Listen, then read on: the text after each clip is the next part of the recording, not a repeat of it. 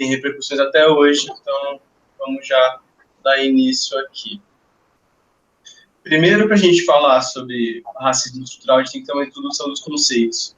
Primeiro, o que é estrutura, né? Quando a gente fala de racismo estrutural, é o racismo que está nas estruturas. Então, o que é estrutura? A gente pode entender estrutura aqui para os efeitos da aula como o todo das relações sociais. Então, a estrutura social compreende tanto a forma como a gente se relaciona, eu com vocês, eu com o Matheus, eu com o Marcos, como a gente conversa entre si, também como que acontece a interação entre os indivíduos e as instituições. E aí, o que são as instituições? Instituições são tudo isso, toda aquela, como eu posso dizer, não posso dizer lugares físicos, porque instituições não são físicas, mas são todas as partículas que comandam a sociedade. Então, igreja é uma instituição, acho que com exemplos vocês vão entender melhor. Igreja, escola, o Estado, o próprio mercado é uma instituição. Então, esses conglomerados que têm suas particularidades, suas ideias, suas dinâmicas próprias. Então, é isso que a gente está falando de estrutura. A estrutura, ela molda a sociedade e é moldada pela economia, né? A gente vai pensar no Marx, é a infraestrutura e a superestrutura, né? Quando eu falo infraestrutura, você deve pensar em prédio, né? A infraestrutura de um prédio, o que mantém o prédio em pé. E aí a superestrutura seriam os quartos, os apartamentos desse prédio. Então, a infraestrutura é a economia. A economia coloca em pé a superestrutura, que seriam as instituições, esses quartos, esses apartamentos. Por mais que um quarto possa ser diferente do outro na sua decoração, eles têm o mesmo molde do apartamento, porque o prédio é o capitalismo. Então, ao mesmo tempo que eles vão determinar como que o prédio é, eles são determinados pelo prédio. Então, é importante que vocês entendam que o capitalismo é o molde dessa discussão que a gente está falando. Só existe racismo, só existe preconceito racial porque existe capitalismo e vice-versa, uma relação interdependente entre as partes. Então, entendido isso, a gente pode passar para o racismo na vida social, né? O que é o racismo em si. E aí, como base, a gente está usando o livro do... Como é que é o nome dele mesmo? Já que a gente escutou, do Silvio. O professor Silvio Almeida. Ele lançou um livro bem recente sobre racismo estrutural, que ele traz essas 3 definições. Primeiro, o racismo individual, que é o racismo praticado pelo indivíduo isolado. Então, é quando você tem uma atitude racista, quando você vê uma atitude racista vindo de um indivíduo da vida social, é o racismo individual. Então, e como eu quero que fique claro aqui, nenhum deles é sozinho, nenhum deles não existe sem o outro. Isso aqui é uma divisão que a gente está fazendo só para explicar como funciona, mas eles estão misturados na vida social. Um só existe porque o outro existe. Então, o racismo individual é esse racismo praticado pelo indivíduo isolado, pelo indivíduo no contato direto com o indivíduo que vai sofrer o racismo, é um indivíduo estigmatizado, que no caso da nossa aula é o negro. O racismo institucional, que eu acho que é um pouco mais difícil de explicar sem ter que ser muito abstrato, mas se a gente pensar, por exemplo, nos parlamentares do Estado brasileiro, quase nenhum ou muito poucos parlamentares são negros. Se a gente pensar em cadeiras de dirigência, por exemplo, de órgãos internacionais, o Banco Internacional, o FMI, a ONU, os dirigentes muitas vezes não são negros. Isso é o racismo institucional. A gente não tem pessoas que sentam nessas cadeiras negras. São só homens brancos de mais de 60 anos que comandam toda a humanidade. Então, esse é o racismo institucional. E o racismo estrutural, que seria a somatória de todos esses outros que a gente está falando aqui. Ele só existe porque a sociedade é racista. Então, quando eu falei de estrutura, que eu falei das instituições, o racismo estrutural é o racismo que permeia as instituições, que está no meio delas, ele está entre as camadas desse prédio, está por meio das paredes do prédio, está em todos os quartos ao mesmo tempo e dentro das estruturas do edifício social que a gente está montando. Então, é importante que vocês entendam isso, que o racismo, como a gente vai mostrar aqui na aula, ele toca em todas as instituições. Tem racismo na igreja, na economia, na escola, na família, em todas as instituições do mundo capitalista existe a particularidade do racismo. E aí, como eu vou trazer o Florestan Fernandes daqui para frente, por isso que a luta antirracista é uma luta de classes, é uma luta atrelada ao combate do capitalismo. Não sei se O Jacan quer falar alguma coisa, se as pessoas querem falar alguma coisa para complementar essa parte.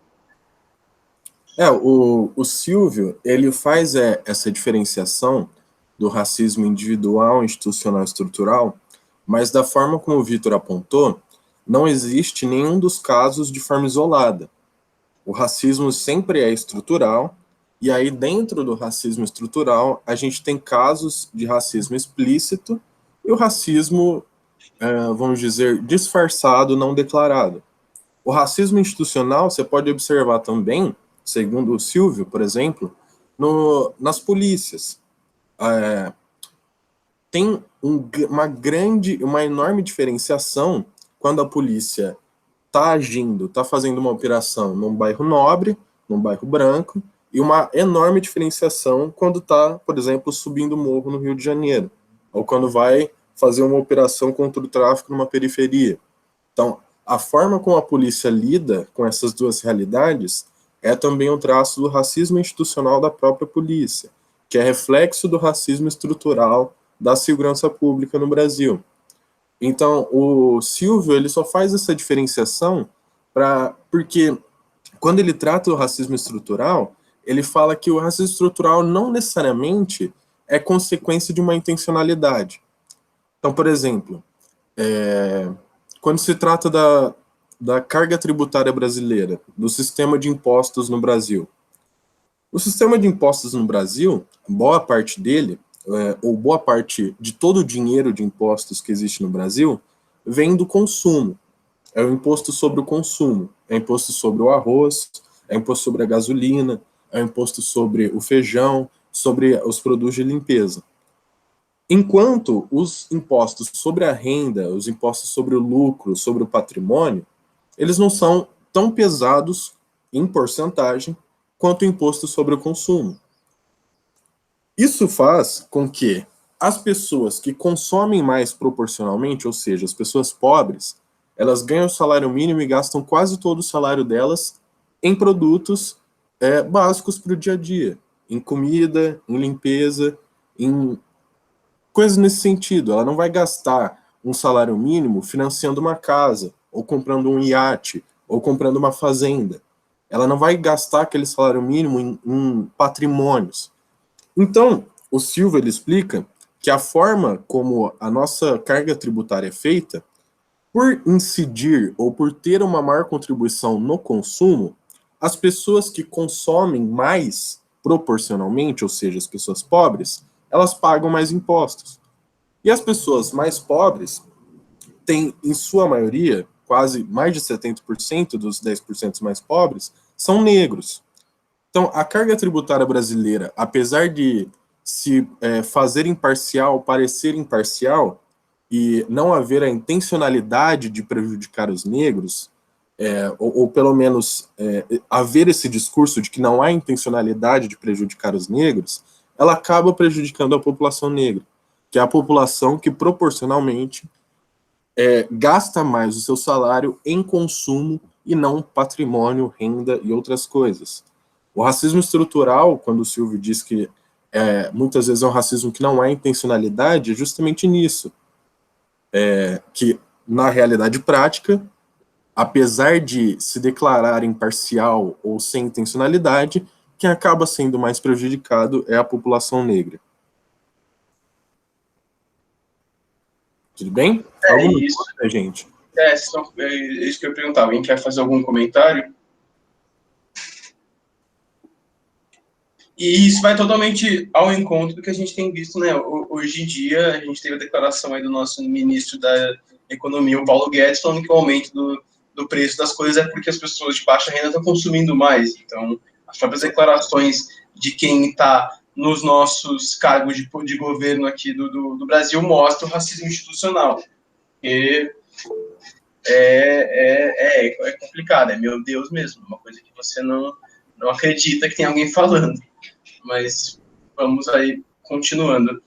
Como a gente está falando agora, mas já entendemos o que é estrutura, já entendemos o que é o racismo, a gente tem que entender da onde que vem isso, da onde que a gente traz o tema do racismo, como não deve ser surpresa para ninguém, o racismo no Brasil está muito atrelada à escravidão, e aí para a gente poder chegar. Hoje em dia a gente tem que fazer o resgate histórico, então vamos falar aqui um pouquinho, pelo menos aqui rapidinho, depois eu me confundi no slide, acabei de ver.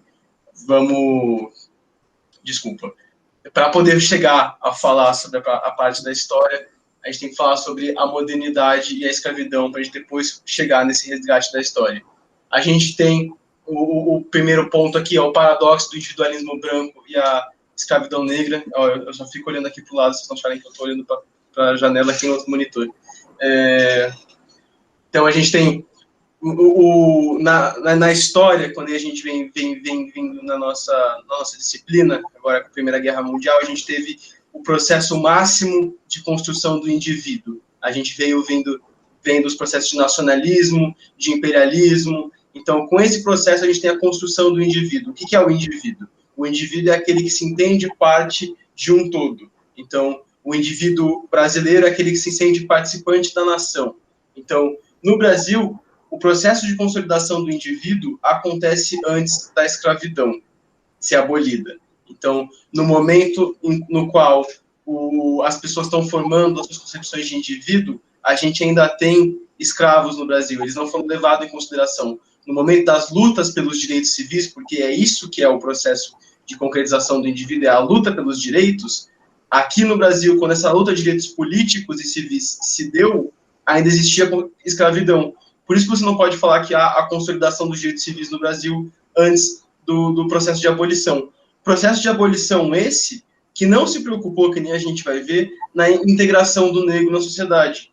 Foi do dia para a noite, acabou a escravidão, e se esperava que a sociedade absorvesse essa mão de obra que até um pouco de tempo atrás era totalmente oprimida, era escravizada, que não teve um suporte educacional, um suporte econômico, nenhum suporte social, foi teoricamente integrado na sociedade brasileira. Então, a gente vê aí que em nenhuma parte, pelo menos do Brasil e da história do mundo, se a gente quiser aumentar isso, há a consideração dos corpos negros no momento da estipulação dos direitos civis, dos direitos políticos. Foram sempre uma parcela da sociedade que foi marginalizada no processo de concretização dos direitos. Então, aí a gente chega no termo esses direitos, então, existem para quem? O Estado existe para quem? Como a gente pode ver, por exemplo, eu acho que vocês já viram isso em sociologia, quando a gente vai ver os pais da teoria que regem hoje em dia o capitalismo e tal, né, os pais da teoria liberal, o Estado deveria proteger as pessoas que têm propriedade. Um dos maiores teóricos do liberalismo traz essa ideia, a proteção da propriedade privada, do proprietário. E numa sociedade racista, numa sociedade onde o negro é o oprimido, o negro foi o escravo por mais tempo do que ele foi indivíduo liberto, obviamente ele não vai ser o proprietário, ele não vai ser o considerado por esse Estado. Então, a gente pode dizer, até com os exemplos do que o Jacan trouxe, né, dos dados que a polícia age de um jeito no bairro nobre e a polícia age de outro jeito no bairro periférico, que o indivíduo é totalmente diferente, o indivíduo do bairro nobre e o indivíduo do bairro periférico, como é que eles são considerados, quem que é dado maior importância social. Isso que está em causa aqui, esse é o racismo estrutural, é o racismo em todos os âmbitos da sociedade, é você ver palpavelmente que em qualquer relação social a partícula da raça né, a raça é um conceito moderno, a raça é um conceito capitalista, a partícula da raça vai ditar como essa relação social vai ocorrer. Um pouco esse é o ponto que a gente está querendo firmar aqui, que vocês entendam. Quer falar um pouco sobre isso, Jacan? Sim. O Silvio, no comecinho do livro dele, ele começa a falar que a origem da palavra raça na Grécia Antiga, ou no mundo da Antiguidade, ela nasce para você diferenciar plantas e animais. E, posteriormente, o capitalismo adota essa mesma palavra, esse mesmo conceito, para diferenciar grupos humanos diferentes. Na visão do Silvio, a expansão comercial marítima, o novo dinamismo, a troca de experiências e a interlocução entre diferentes sociedades e culturas além do desenvolvimento da ciência, o desenvolvimento da ciência é muito importante nessa parte, porque o desenvolvimento da ciência, ele vai fazer com que o homem passe a estudar não só as ciências exatas, mas as ciências humanas. Ele vai fazer com que o homem desenvolva a sociologia, a ciência política, a psicologia, e todas essas ciências humanas, a princípio, elas vão querer estabelecer padrões e critérios de civilização. Ou seja, o que é a civilização, para onde a sociedade deve caminhar, o que seria uma sociedade perfeita, o que seria o ser humano civilizado. E a partir do momento que as ciências humanas, a princípio, na primeira fase delas, estabelecem esses critérios de padrão, esses padrões de civilização e o que é ser humano, ela também estabelece o que é ser um selvagem. Ela também estabelece o que é estar fora desses critérios. E é claro que as ciências humanas, que a princípio foram dominadas pela população branca na Europa, elas vão colocar como padrão e como a posição superior nessa relação a própria população branca que está analisando essa situação. Então, o superior desenvolvido pela ciência humana, o civilizado, aquele que é o ser humano, realmente, é o branco. E todos aqueles que não são brancos, europeus, e que estão fora desse padrão de civilização, não têm a mesma cultura, o mesmo modo de vida, são selvagens a primeiro momento. Num século depois, eles tentam atualizar esse termo para um termo mais bonitinho e coloca primitivo, que não deixa de ser pejorativo. Então, há esse estabelecimento do que é civilização e o que é barbárie. E a partir desse estabelecimento, há também uma doutrina, há também uma espécie de missão dos brancos em levar essa civilização, esse padrão de ser humano para o resto do mundo. Impondo aí o que foi o colonialismo, a partir da expansão das navegações marítimas, e, inclusive, justificando a escravidão negra na América a partir desse argumento, né? Aí a gente vai ver no próximo slide essa primeira fase da sociologia com Augusto Comte, né? Mas eu achei importante destacar esse conceito e essa relação que a modernidade estabelece entre o que é civilização e o que é selvageria. E, é claro, sempre estigmatizando o não branco como selvagem. Quando eu falei para vocês, por exemplo, do Estado para quem, o Estado governa para quem, a gente já pode dar uma introduzida aqui no conceito de necropolítica, que é aqui, que eu trouxe aqui.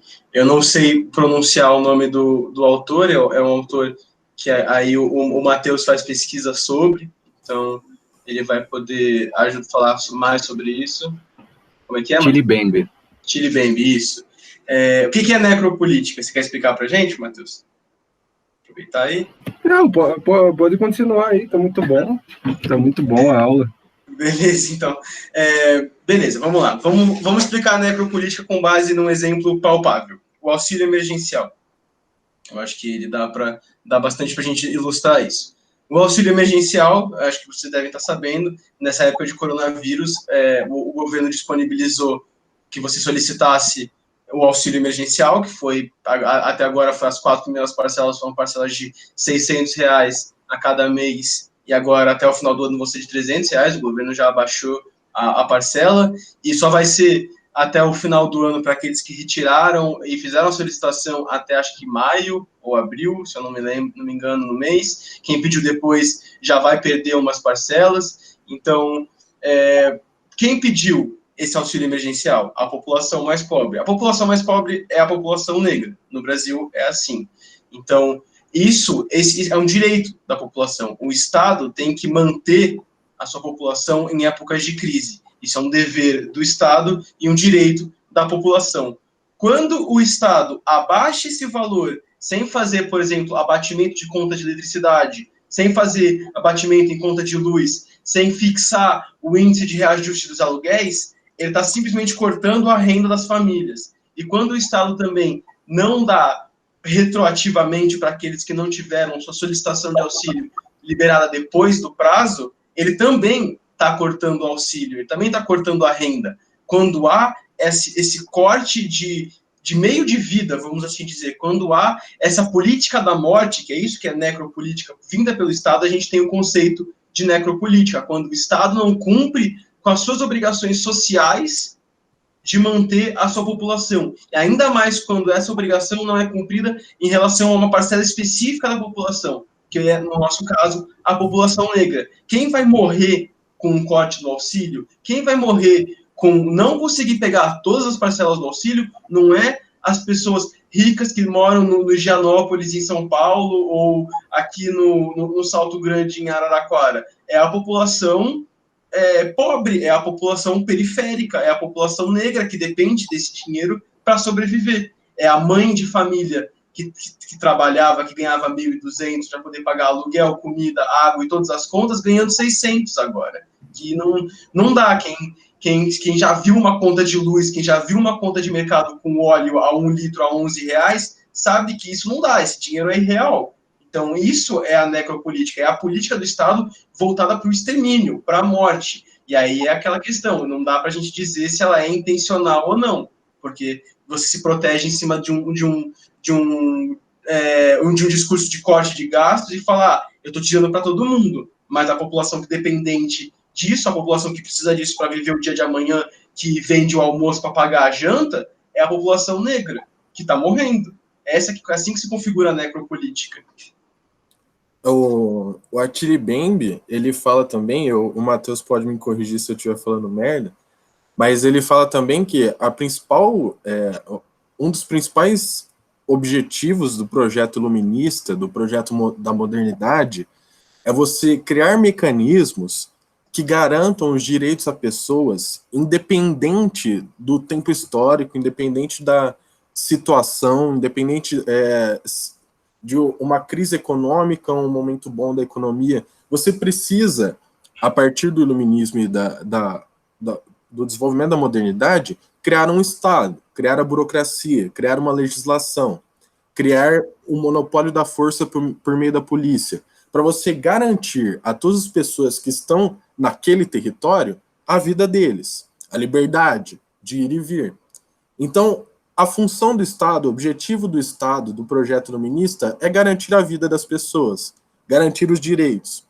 E na visão do Attili Bembe, a partir da década de 70, devido à conjuntura econômica, devido ao todo o processo civilizatório no século XX, Primeira e Segunda Guerra Mundial, nazifascismo, etc., e isso começa no nazifascismo, inclusive. Na visão do Attili Bembe, essa nova formulação do Estado, que é um Estado neoliberal, austero, que não tem mais uma tributação progressiva, é um Estado que não tem mais tanto poder quanto tinha há 50 anos atrás, essa nova configuração do Estado não consegue mais, não tem mais o poder de garantir a vida de todos. Esse Estado diminuto, pequeno, liberal, ele não tem dinheiro, recurso e legislação bastante para fazer com que todos estejam vivos e tenham seus direitos garantidos. Então, o Estado hoje ele tem uma grande decisão. Ele tem que escolher quem vai viver e quem vai morrer. E alguém vai morrer nessa situação. Aí, a questão é, quem vai viver e quem vai morrer? E é daí que se faz a necropolítica. Por exemplo, quando o Bolsonaro diz que o problema é, na verdade, os homossexuais, as minorias, ou quando o Bolsonaro diz que os problemas são os comunistas, os esquerdistas, ele está criando um inimigo fictício, e você eliminar esse inimigo fictício é a forma mais rápida e eficiente de você gerar a paz ou melhorar a situação do país.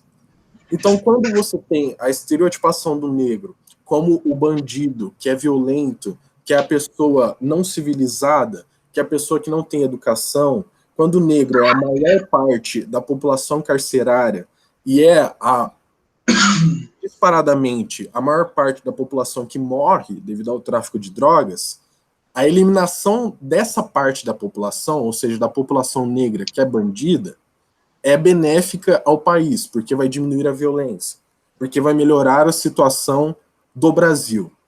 E é um discurso adotado por inúmeros governos populistas de que A gente deve criar um inimigo, e no caso, esse inimigo aqui no Brasil é a população negra que controla o tráfico de drogas, segundo o governo Bolsonaro.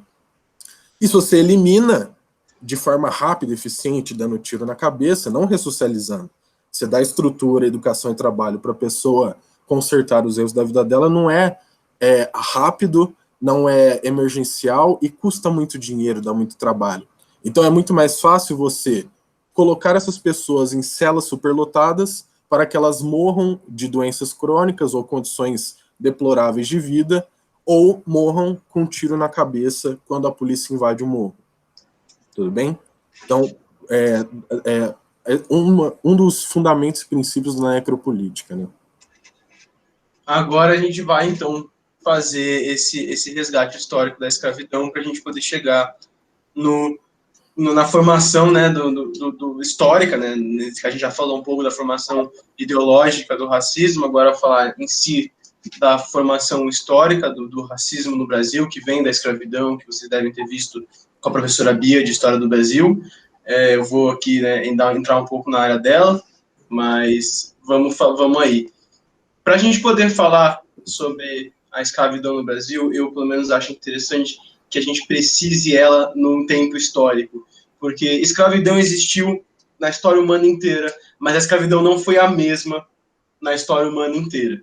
Então, vamos falar um pouco sobre isso. Primeiro, é importante a gente distinguir servidão de escravidão. A servidão marca a Idade Média, enquanto a escravidão marca a Idade Moderna e daí para frente.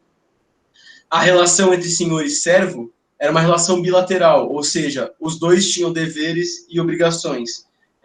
Por exemplo, o servo era obrigado a pagar uma infinidade de tributos, né, talha, corveia, mão morta, banalidades, então ele tinha que trabalhar na terra do senhor feudal por um tempo, tinha que dar uma parte da produção dele para o senhor feudal, tinha uma série de impostozinhos que ele tinha que pagar, mas ao mesmo tempo ele tinha direitos, ou seja, o senhor feudal não podia expulsar ele da terra, o senhor feudal tinha que proteger ele em épocas de guerra. Era uma relação, que nem eu falei, bilateral. Os dois tinham direitos e deveres para com o outro. Ainda era uma exploração, é óbvio que para o senhor era muito mais benéfica essa relação, mas ele também tinha obrigações com o seu servo. A escravidão, por sua vez, né, na história, ela teve diversos significados, como eu venho falando, mas, em suma, significava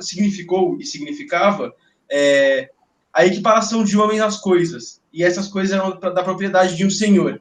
Esse senhor podia comprar, podia vender, podia herdar, podia alugar, e como qualquer coisa que é da sua posse, você pode fazer o que você quiser com ela. Então, você poderia castigar o seu escravo, você poderia maltratar ele, você poderia deixar ele sem comida, você podia fazer todo tipo de coisa com o seu escravo, porque ele era a sua propriedade. Tá certo? E agora, como a gente vai ver, as características de escravo mudavam conforme a região. Eu trouxe algumas aqui para falar, mas depois da Idade Moderna, a escravidão tomou características mais unificadas, né? Depois da introdução do capitalismo como modo de produção hegemônico na sociedade. Então, vamos começar aí, pelo menos, pela Grécia Antiga. A escravidão na Grécia Antiga não pode ser comparada à escravidão moderna, em primeira instância, porque a escravidão moderna, como a gente vai ver, foi usada em largas escalas, pelas metrópoles coloniais, depois, ainda há hoje em dia, a neo-escravidão, trabalhos análogos à escravidão, mas isso a gente vai ver depois. A escravidão da Grécia é um fenômeno totalmente ligado à ascensão da vida política, da ascensão da vida na polis, a ascensão da vida na democracia, né? Se a gente estivesse falando de Atenas. E, por acaso, Atenas é o maior exemplo disso, né? A atividade política da democracia ateniense só era possível devido ao emprego da escravidão. Então, você tinha um escravo para fazer todas as suas atividades e você ia lá deliberar na ágora ateniense. Mas é importante precisar que esse escravo da Grécia não era um escravo negro, era um escravo grego. E muitas vezes era um escravo ou prisioneiro de guerra ou por dívidas. Pelo menos na Grécia, a escravidão por dívidas foi uma das mais comuns, até que Solon, né, Solon de Atenas, acabou com a escravidão por por dívidas em suas reformas. Mas a escravidão na Grécia muitas vezes não era entendida como uma coisa negativa, porque ela significava fazer trabalhos de casa, enquanto a outra pessoa ia deliberar na política. Tanto que você tem um filósofo, que é o Epiteto, que ele foi um filósofo que decidiu ser escravo para poder ter um sustento para fazer sua filosofia. Então, o escravo era só trabalhos não remunerados. Você ganhava uma casa, você tinha alimentação, porque era visto como uma coisa necessária para a participação política. Estou falando aqui só de Atenas. Em Esparta, que era outra cidade da Grécia principal, a gente tinha muito a escravidão por prisioneiros de guerra, porque Esparta era um estado eminentemente guerreiro, né? Não era que nem Atenas, que era um estado mais político. Essa era a grande diferença entre os dois. Não sei se você quer comentar alguma coisa sobre a Grécia, o Jacan. Eu posso seguir? Não, pode seguir, tá tranquilo. Agora a gente passa para Roma. Roma era muito parecido com a Grécia, mas os escravos eram principalmente de outras nacionalidades, de outros países. A gente não tem ideia de nação. Então, de outros territórios. Porque o Império Romano, que nem a gente viu, começou muito pequeno e se tornou um dos maiores impérios do planeta Terra. O que Roma fazia? Roma invadia a cidade, dominava a cidade, escravizava os trabalhadores, mas não levava esses escravos de volta para Roma. Mantinha esses escravos na cidade para produzirem para Roma. Mas eles poderiam manter a sua crença religiosa, poderiam manter as suas línguas, poderiam manter seus elementos culturais. Isso é uma coisa que não vai acontecer na escravidão moderna. Na escravidão moderna você não tem nenhuma manutenção de cultura, de língua, de dinâmicas sociais que existiam antes do processo de escravização. Isso não existia. Na Roma Antiga isso já existia. Não, e, como eu disse, não se focava num povo só. Não eram os negros africanos ou os gregos, como acontecia na Grécia. Eram pessoas de qualquer outro país que fosse dominado pelo Império Romano. Rapidinho. Você disse que não tinha preservação de cultura, não tinha preservação de aspectos trazidos pelo escravo, na Idade Moderna, ao contrário Sim. da Roma. Inclusive, no Brasil, existiam mecanismos impostos e criados pelos senhores de engenho, pelos escravistas, para haver uma competição interna entre os escravos. Então, você tinha, por exemplo, cargos, né? Você tinha capatazes, capitão do mato, você tinha os escravos da Casa Grande, que eram privilegiados em relação aos escravos da senzala, além de ter uma relação de privilégio dos escravos homens em relação às mulheres, porque eles tinham eles eram mais produtivos, e as mulheres tinham que estar ali somente para engravidar. E você tem também a mistura de diferentes povos e diferentes etnias africanas dentro de uma mesma senzala ou dentro de uma mesma fazenda, para que eles não estabeleçam comunicação.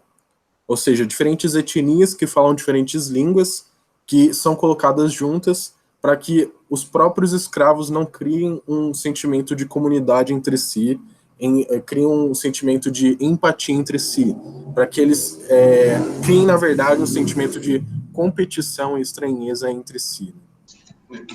Isso foi bem empregado na escravidão moderna, realmente. E agora falar um pouco também sobre a escravidão que existiu entre os povos africanos originários da África.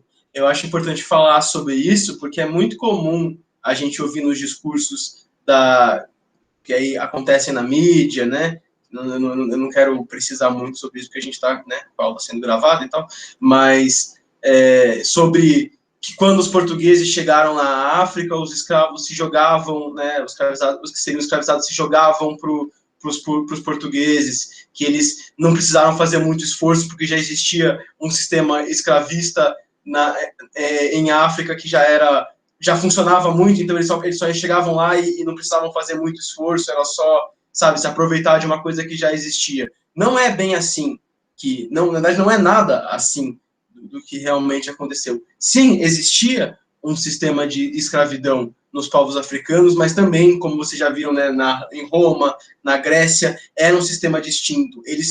a escravidão moderna, como a gente está precisando aqui, foi uma coisa totalmente diferente do que a gente pode dizer de escravidão em outros momentos históricos. A escravidão entre os povos africanos, de maneira geral, apresentava características domésticas. Não existia uma concepção mercantilista em cima desse processo de escravidão, notem isso. O escravo não era uma mercadoria, mas sim entendido como um braço a mais na colheita, uma picareta a mais na mineração, um arco a mais na caça, uma mão a mais para defender o povo na hora da guerra. E, além disso, os escravos nos povos africanos poderiam ter cargos populares, poderiam ter cargos, se o dono de algum escravo tivesse um cargo mais acima, esse escravo teria privilégio. Se uma mulher escravizada tivesse um filho, esse filho não seria escravo e poderia ascender socialmente a um posto alto, e aí essa mulher também teria certo, como é que eu posso dizer, prestígio. Então, a escravização nesses povos africanos, que existiam antes da chegada da Europa, né, dos portugueses, era uma escravidão que também não tinha esse caráter mercadológico de opressão de etnia, era uma outra coisa. Eu não vou dizer que era mais parecida com uma escravidão da Grécia, porque também era totalmente diferente, mas era tão diferente quanto do que a gente está falando aqui. Não existem paralelos possíveis. Os portugueses não aprenderam a escravizar a gente quando entraram na África. Eles sabiam isso muito antes. Na Europa, um pouco antes, né, um pouco depois da descoberta do Brasil, mais de 15% da população portuguesa era de escravos africanos, uma escravização totalmente diferente da escravização encontrada na África. E essa que foi a escravização moderna, que a gente vai dar um foco a mais aqui nessa aula. A escravização moderna, então, teve seu início com o processo de colonização empregado pelas potências europeias, que nem a gente viu na nossa aula de História Geral, no imperialismo, no neocolonialismo, né, primeiro, né, o neocolonialismo é depois, mas o neocolonialismo vem da herança histórica do colonialismo, que aconteceu ali em 1500, pelo menos no Brasil, 1500 para frente, um pouco também na mesma época na América Espanhola, também teve escravização, mas a escravização moderna é a primeira que traz o componente racial. O escravo não é mais um prisioneiro de guerra, alguém com uma dívida, ele é agora o negro. E não é mais o negro angolano ou o negro do Cabo Verde, é qualquer negro de qualquer país. Eu vou escravizar, vou dominar, né, oprimir e vou botar para trabalhar. Então, só para vocês terem uma ideia, entre 1501 e 1870, ou seja, 18 anos antes da abolição da escravidão, 12,5 milhões de pessoas foram arrancadas do continente africano e botadas para trabalhar forçadamente aqui, né, do outro lado do Oceano Atlântico. O escravizado, ele era despido de todas as suas crenças, concepções de mundo, cultura, língua. Ele passa a ser visto apenas como uma coisa, como uma engrenagem na máquina colonial, como uma enxada, como uma coisa que vai só trabalhar, e quando não aguentar mais trabalhar, vai ser, né, eliminada, vai sair de campo, não vai, sabe, ter uma aposentadoria, ter uma vida digna. Não, ele é uma enxada. Quando a enxada quebra, você joga fora e compra outra. Então, era assim que o escravizado era visto. E a escravização no Brasil, a escravização do negro no Brasil, trouxe consequências profundas para a sociedade contemporânea, né? Então, a gente, né, o racismo brasileiro deve praticamente todas as suas origens à escravização moderna, à escravização racial dos negros empregados aqui pela metrópole europeia, que no nosso caso foi Portugal. Antes da gente passar para a abolição, você quer falar um pouco aí? Então, eu só queria fazer um comentário para a gente fazer uma relação com hoje, que eu não tinha esse dado, eu justamente estava procurando esse dado. Eu achei interessante que entre 1800 e 1850, 2,3 milhões de negros aportaram aqui para se tornarem escravos. Mesmo em 1850, já havia um movimento internacional de abolição da escravatura. Sim. Se você pega dados atuais, no Atlas da Violência de 2020, de 2008 a 2018, ou seja, nos últimos 10 anos de análise do Atlas, foram mortos por arma de fogo, por homicídio. Não necessariamente arma de fogo, faca também, mas foram assassinados, foram mortos por homicídio, cerca de 450 mil pessoas negras nos últimos 10 anos. E a gente está falando de algo quase que 200 anos depois desse dado que o Vitor mostra. E se você leva em consideração que em 50 anos 2 milhões de negros aportaram ao Brasil e que em 10 anos nós matamos 450 mil negros, a gente, em números absolutos, não melhoramos em relação à condição de vida dessas pessoas. E levando em consideração também que hoje no Brasil, em números absolutos, nós temos mais pessoas negras escravizadas ou com condições análogas à escravidão no seu trabalho do que nós tínhamos em números absolutos em 1800. Pessoas que não têm condições trabalhistas ou que têm condições de trabalho muito próximas da escravidão. Em números absolutos, isso chega a ser mais de 1 milhão de pessoas. Tudo bem? Isso é muito complicado quando você coloca até em perspectiva, né? Que não melhoramos, e também, se você for olhar a quantidade de tempo que a população negra no Brasil não é escravizada, é muito menos tempo do que ela foi escravizada. Então, chega a ser... É uma doideira quando você vê pessoas, tanto na mídia quanto na sociedade civil, falando que essa discussão sobre racismo, sobre cotas, sobre toda e qualquer política, né, que exista, que é uma questão de mimimi, de que isso aí as pessoas não superaram o passado. Como que você vai superar uma coisa que, né, existiu mais tempo, essa coisa aí, do que existe a sociedade civil livre, né, teoricamente? Se a gente for contar aqui, né, são mais de 350 anos de escravidão, desde 1888 até 2020. Então, a gente ainda tem que 220 anos, não é? Não sei, acho que nem fiz a conta certa, mas é muito menos tempo do que foi o tempo de escravização do negro no Brasil. Só para vocês terem uma ideia, em 1583, ou seja, 83 anos depois da descoberta, o Brasil contava com 14 mil escravos, número que subiria constantemente até o auge do tráfico, em 1800 e 1850, que foi exatamente isso que o Jacan deu agora para a gente, onde 2,3 milhões de negros aportaram aqui. Então, é muita gente, e é muita gente não entendida como gente. São proporções que a gente não consegue, sei lá, é muito difícil de imaginar, né? Se você for estudar os navios negreiros, a forma como essas pessoas eram trazidas para cá. A gente trouxe aqui algumas imagens, não dos navios negreiros, mas do Debré.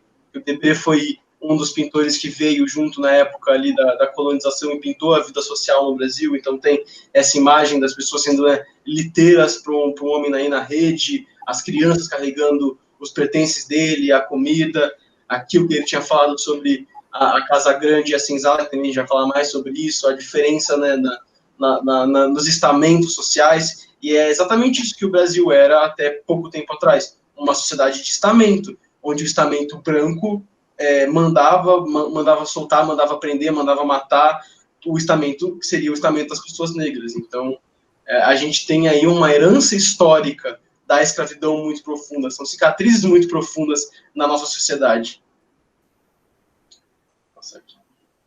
Gente, desculpa aí, Vitor. Vocês têm alguma dúvida, alguma coisa a acrescentar? Vocês querem falar um pouco sobre isso? Tá tranquilo? Então tá certo. Tá tranquilo. Opa! Beleza. Então é isso que o Jacan tinha falado aqui pra gente sobre, né, agora o nascimento das teorias sociais que nascem num contexto racista, e também as teorias racistas que nascem, as teorias eugenistas. Então, você quer falar um pouco sobre essa parte aí? O Jacan quer dar uma retomada do que você já falou? Não, posso falar. Bom, galera, a gente colocou o Comte e o progresso, que o progresso é uma ideia que está até na nossa bandeira, né? Mas é uma ideia que dentro da sociologia ela trouxe algumas problemáticas. Esse progresso, ele impõe uma perspectiva de que nós somos uma sociedade, ou somos a humanidade em si, são seres que evoluem, são seres que saem de um estágio primitivo, de um estágio rudimentar, e vão ao longo da civilização, do tempo histórico, ao longo do acúmulo de conhecimento, tornando-se seres civilizados, deixando de serem selvagens, deixando de serem primitivos. E a primeira fase da sociologia, a origem da sociologia, ela se pauta muito nisso, de que a história tem uma perspectiva evolucionista, de que a civilização teria estágios de evolução, e de que haveriam estágios mais evoluídos e estágios menos evoluídos. O Augusto Comte, ele cria a teoria dos estados sociais. A teoria, inclusive, ele analisa a forma de conhecimento de cada estado. Ele diz que o método científico seria o método mais adequado a se achar a verdade, a se afirmar algo, e de que a ciência descobriria como a gente deve guiar a humanidade, como a gente deve guiar a sociedade, e que só essa ciência poderia responder às questões e problemas que nós enfrentamos. Então, o Augusto Comte, ele vai, como eu já falei a princípio, algum tempo atrás, ele vai desenvolver uma ideia de que existe um ideal de civilização, ou seja, existe uma civilização perfeita ou próxima da perfeição, e de que a gente deve buscar essa perfeição, de que a gente deve ir atrás e se basear nesse padrão. Só que, ao mesmo tempo, o Augusto Comte é um branco francês do século XIX, se não me engano, não sei se é final do século XVIII ou início do XIX.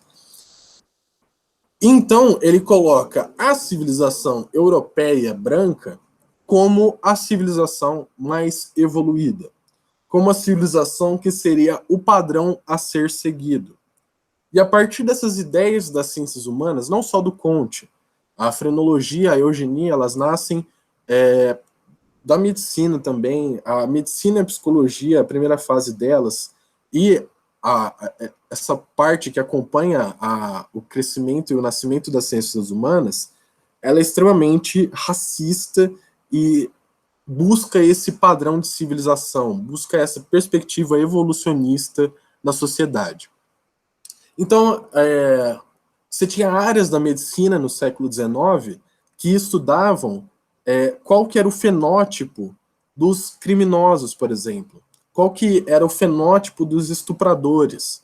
Então, eles diziam que se você tem um crânio menor, ou se você tem um nariz largo, ou se seu lábio é muito grande, ou a quantidade de melanina que você tem na pele, eles começaram a descrever características físicas das pessoas para determinar a função delas, ou determinar o que seria essa pessoa perante a sociedade. A frenologia é uma área da medicina que, graças a Deus, é completamente refutada hoje em dia, basicamente não é aceita por quase ninguém hoje em dia. Claro que a gente tem movimento anti-vacina e terraplanismo hoje, então não ficaria surpreso se aparecessem novos frenólogos, mas a frenologia ela era uma área do conhecimento, uma área da medicina que durante o século XIX ela foi muito importante, inclusive como política de Estado, inclusive como conselheira, ou como uma forma do Estado se guiar. Então, inclusive no Brasil, né? No Brasil, você tinha, além do Gilberto Freire, a partir da década de 30, uma espécie de como é que fala? Incentivo da mão de obra branca, incentivo da imigração da mão de obra branca, para você gerar o branqueamento do Brasil, para você fazer com que o Brasil deixe de ser majoritariamente negro e passe a ser majoritariamente branco. Então, a frenologia e a própria eugenia no sentido de fazer uma seleção das espécies, ou fazer uma seleção da humanidade, eliminando a parte ruim da humanidade e mantendo somente aqueles genes que seriam bons para a evolução da humanidade. É algo um pouco que se aproxima não, né? É completamente dialógico com o que foi o nazismo e o fascismo, né? O nazismo tinha a intenção de limpar e purificar a raça, selecionar os genes, fazer com que só os melhores genes continuem reproduzindo e se propagando. E, consequentemente, deveria haver o extermínio daqueles genes que não fossem considerados os melhores genes, ou os genes que são adequados. Tudo bem? Então, eu acho mais ou menos isso que eu queria falar sobre a eugenia e a sociologia, e que as próprias ciências humanas, pelo menos a princípio, elas contribuíram muito para o reforço desse discurso. Elas contribuíram muito para a legitimação da escravidão, contribuíram para o desenvolvimento da frenologia, o desenvolvimento do nazismo. Tudo bem?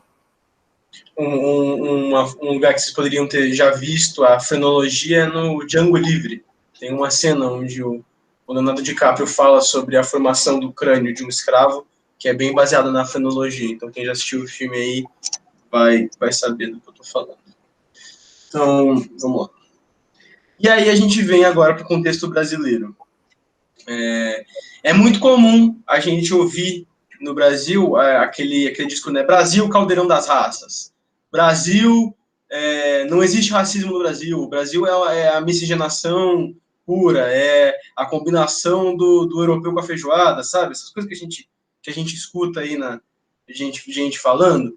Isso aí vem da concepção da democracia racial, que é o que a gente vai abordar aqui um pouco. A gente trouxe 2 autores, né? O primeiro autor é o criador da concepção da democracia racial, que é o Gilberto Freire, que é o que eu vou falar agora, e depois a gente vai falar sobre o Florestan Fernandes, que é bastante tempo depois ele refutando as concepções de democracia racial. Mas vamos lá, só achar aqui onde que a gente está. O que foi a democracia racial feita pelo Gilberto Freire? Primeiro, que o Gilberto Freire, que nem a gente estava falando, ele é um dos principais nomes das ciências humanas no Brasil. Então, novamente, as ciências humanas sendo como um viés de propagação de teorias raciais, né, com teores negativos, pejorativos sobre o processo histórico, que é a teoria do Gilberto Freire, nada mais é do que uma visão deturpada da miscigenação que ocorreu no Brasil. O seu livro Casa Grande e Senzala, esse é o nome, é considerado a sua maior obra, e essa obra tem o objetivo de interpretar os aspectos mais importantes da formação brasileira, que foi a colonização e a miscigenação para o autor. Então, para o Gilberto Freire, a dinâmica entre Casa Grande e Senzala, entre onde ficavam os senhores e aonde ficavam os escravos, sintetizava perfeitamente o sistema econômico e político do Brasil, né, e também social. Para ele, a vida brasileira da época era uma sociedade pautada na monocultura, escravocrata, aristocrática e conservadora. Nisso ele não estava muito errado. E que, por isso, que a sociedade brasileira era marcada pelo equilíbrio entre os antagonismos. E é nisso que ele vai levar a ideia de que não há racismo, porque se tem equilíbrio entre os antagonismos, você não tem uma balança que pende mais para um lado. Então a sociedade beneficiaria os antagonismos de forma igual, o branco e o negro, o livre e o escravo. Seria, sabe, equilibrado pela essa sociedade do desequilíbrio. Então, o Gilberto Freire, com isso, vê com bons olhos a miscigenação brasileira. Para ele, essa miscigenação foi feita de forma tranquila e pacífica entre os brancos portugueses, os indígenas, as indígenas, os negros e as negras. Para ele, a colonização brasileira foi uma colonização diversa. Essa mentalidade traz a naturalização da dominação. Então, nessa teoria, você tem pressupostos, você tem o pensamento de que a dominação é uma coisa natural. E, obviamente, a gente não está falando aqui que ele fez de forma intencional. Porque a dominação ela é uma coisa naturalizada na sociedade brasileira, ele teve esse pensamento. Não estou falando aqui que o Gilberto Freire não era racista. Isso aí ele era, na minha interpretação. Mas ele não fala em nenhum canto na obra dele que há uma naturalização da dominação. Isso é uma coisa que a gente tira da obra que existe presente. Para ele, a miscigenação foi algo natural, porque o português quer se miscigenar. O português é um povo em si miscigenado e, por isso, está propenso à miscigenação. Para ele, o português, por ser de origem latina, teria essa propensão ao sexo, teria essa propensão a se misturar com as outras raças. E que essa... O Gilberto Freire fala do histórico de guerra contra os mouros, né, que a cultura portuguesa tem uma grande fusão da cultura latina com a cultura árabe por causa das guerras contra os mouros na Península Ibérica. Isso vai fazer com que o português, historicamente e culturalmente, ele tenha uma maior propensão a aceitar a cultura do outro e a englobar, adaptar a cultura do outro à dele. Então, na visão do Gilberto Freire, não, o português, por ser um povo miscigenado, não seria um povo em si capaz de reproduzir o racismo, porque ele não seria, teoricamente, uma raça pura, entendem? Então, para ele, a miscigenação no Brasil foi uma coisa tranquila, não foi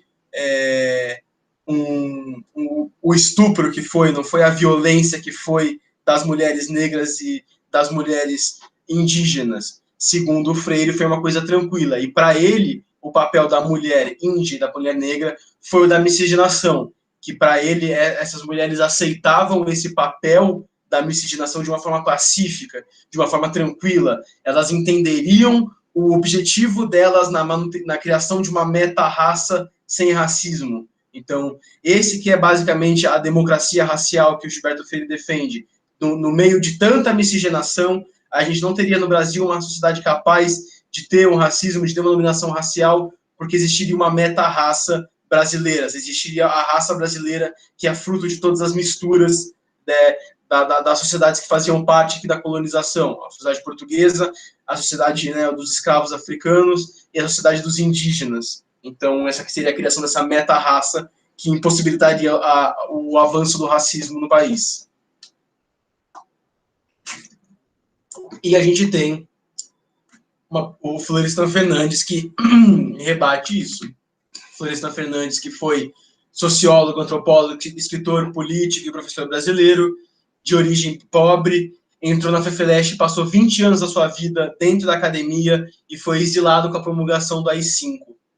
Ele foi, com a ditadura militar, ele foi exilado do Brasil e eu não sei exatamente para onde ele foi. Após a década de 1950, ele passa a se estudar os resquícios da escravidão no Brasil, o racismo e a difícil inserção da população negra na sociedade brasileira altamente dominada por pessoas brancas. Entre 1987 e 1994, só para dar uma trajetória para vocês, o Florestan Fernandes, ele exerceu 2 mandatos como deputado federal pelo PT e a sua atuação política foi muito importante no fator da redução das desigualdades sociais no Brasil e na melhoria da educação pública. Então, ele, além de ser um teórico, ele também foi político.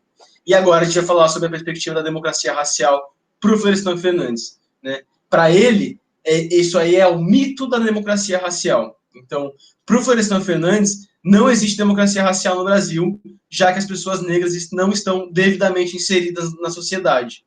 E a origem dessa não inserção do negro na sociedade de classes, que por acaso é o nome do livro dele, né? A inserção do negro na sociedade de classes, essa não inserção se deu por causa do processo pós-abolição da escravatura, que não foi oferecido à população negra liberta qualquer apoio educacional, econômico ou social. Isso criou uma população originalmente marginalizada, né? O povo negro no Brasil, em nenhum momento da sua história, não foi um povo marginalizado. Eles primeiro foram escravizados para depois marginalizados. A situação não teve melhoras substanciais, porque a gente ainda pode falar de trabalhos análogos à escravidão e por aí a coisa vai, que é o que a gente vai tratar depois aqui nas atualidades. E aí eu trouxe essa citação do Florestan Fernandes que eu vou ler aqui para vocês. Então, abre aspas, né? A democracia só será uma realidade de fato, mas só será uma realidade quando houver, de fato, igualdade racial no Brasil e o negro não sofrer nenhuma espécie de discriminação, de preconceito, de estigmatização e segregação, seja em termos de classe, seja em termos de raça. Por isso, a luta de classes para o negro deve caminhar juntamente com a luta racial propriamente dita. O que ele está dizendo com isso? Não tem como você superar o racismo sem você fazer uma luta de classes, uma luta eminentemente contra o sistema capitalista que explora a população negra por meio da necropolítica, por meio de todos os outros artifícios que a gente está conversando aqui. é mais ou menos essa contribuição do Florestan Fernandes aqui para o assunto que a gente está trazendo. Ele tem diversas outras contribuições, mas esse é o diálogo que ele faz com o Gilberto Freire. Então, enquanto de um lado você tem um teórico branco, conservador, falando que existiu a democracia racial e ela existe, do outro lado você tem um sociólogo de origem humilde que viu essa realidade e contestou que esse mito que isso é um mito que existe, que não é uma coisa prática, isso não se reflete na sociedade civil. É só discurso, né, para inglês ver, né, que nem a gente poderia dizer.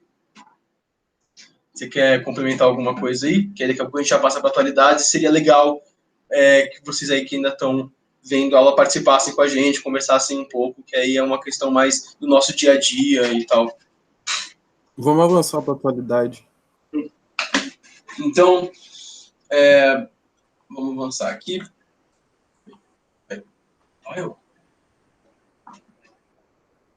Travou meu computador.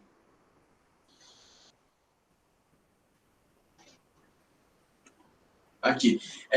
Aí a gente já trouxe aqui uma coletânea de vários dados, de várias notícias do que vem acontecendo. Aí agora nossos convidados também vão participar.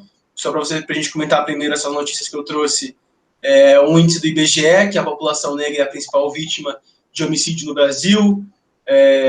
Aqui embaixo do G1 de São Paulo, assassinatos de negros aumentam 11,5% em 10 anos e de não negros caem em 12,9% no mesmo período, diz o Atlas da Violência. Então, enquanto tem um aumento da morte da população negra, há um decréscimo da morte da população não negra, da população branca, né, de outros fenótipos. Então, você vê que isso é um problema do racismo. Aqui em cima, deixa eu ver se consigo mostrar para vocês daquele jeito que eu fiz na última aula aqui. Calma. Aplicador de laser. Aqui, vocês estão vendo o aplicador de laser que eu estou mostrando? Olha aqui em cima. Negros são 75% mortos pela polícia no Brasil. Isso está onde? Na seção de cotidiano. Então, como é o racismo presente até na forma como você veicula notícias, né? É cotidiano o assassinato de negros pela polícia, né? Meninos negros das periferias aprendem a ter medo da polícia desde pequenos, diz o documento. E o caso do George Floyd, né? Homem negro filmado sendo morto, sendo assassinado por um policial negro, por um policial branco com o joelho pressionando a cabeça e tirando a respiração dele, mesmo ele falando que ele não conseguia respirar. Um caso extremo, mas não isolado, de violência policial, né? É importante sempre falar isso, não é só porque esse caso ganhou notoriedade, também isso não é tirando a importância do caso, que ele é um caso isolado, isso acontece todos os dias, isso acontece a todo momento. E aí agora vou chamar aqui o Matheus para fazer as considerações dele, depois a gente entra com o Marcos, a gente tem aqui bastante citações e dados para conversar com vocês, então agora é uma parte mais interativa, mais uma troca de ideia com vocês aí, com o que vocês acharam, o que vocês entenderam e tal. Gente, eu vou pedir licença, eu vou gastar 1 minuto aqui da espera de vocês para ir no banheiro e já volto, tá? Então é isso, mais uma vez vou apresentar aqui o Matheus, ele é militante da UJC, da União da Juventude Comunista, faz militante também do MUP, Movimento por uma Universidade Popular, e vai contribuir aqui para a nossa discussão. Então, bem-vindo aí, Matheus, e pode começar. Bom, primeiramente saudar o espaço, né, saudar o convite, espero que vocês tenham gostado da exposição, foi realmente muito boa, né. É muita coisa, né? É muita coisa, 500 anos de história da modernidade, né? Essa modernidade que, né, já resgatando aqui um autor, né, resgatar o Walter Benjamin. O Walter Benjamin, ele fala que não existe um bem cultural, né, nada, qualquer coisa tido como bela, no capitalismo que não está associado à barbárie, né, ao extermínio. E a gente vê como isso ocorre na modernidade como um todo, né, relacionando também com o conceito de necropolítica que foi falado, né. A questão da necropolítica também tem, além da materialidade, da dominação total sobre a vida das pessoas pelo Estado, tem a questão simbólica nisso daí, né? A gente vê ruas aí com os nomes de escravocrata, com os nomes de bandeirantes, certo? Monumentos espalhados na cidade. A própria disposição da cidade é uma coisa que tem um elemento racial, né? Não é à toa a questão ali da...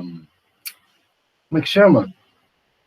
A própria especulação imobiliária, a questão de existir periferias, né? Tem toda uma questão racial, certo?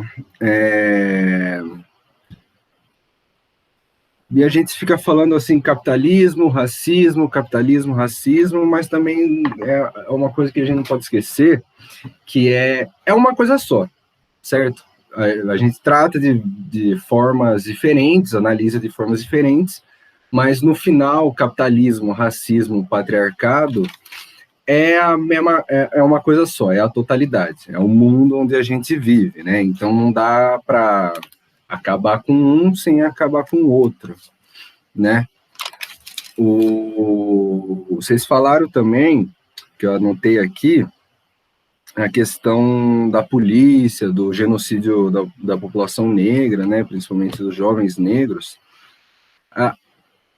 Isso daí é uma questão muito, muito, muito prática até, certo? O desemprego, né? A gente vê que o desemprego no capitalismo